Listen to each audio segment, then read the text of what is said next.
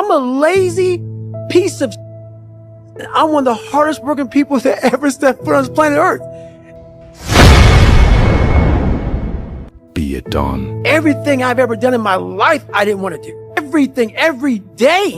I'm a lazy piece of and I'm one of the hardest working people that ever stepped foot on this planet Earth.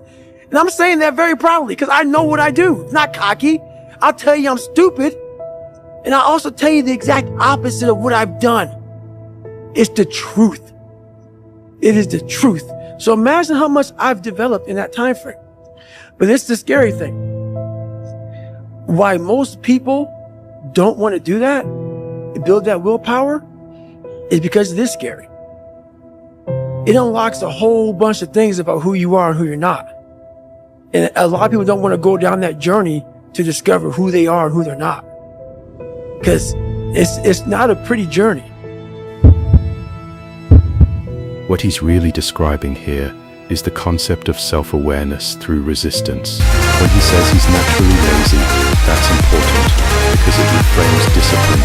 Discipline isn't about being naturally driven. It's about consistently acting against your default tendencies. In psychology, this is often linked to effortful control, the ability to override impulses in favor of long-term goals.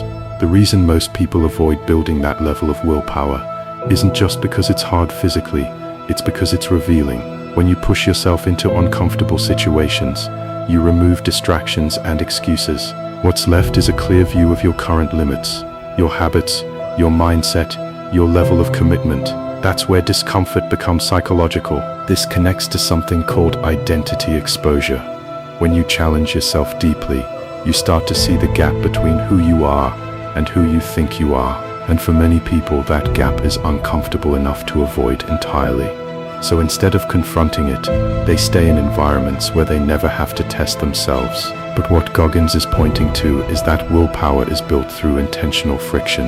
You deliberately choose tasks that you don't want to do, and you complete them anyway. Each time you do that, you strengthen your ability to act independently of how you feel. Over time, that creates a shift.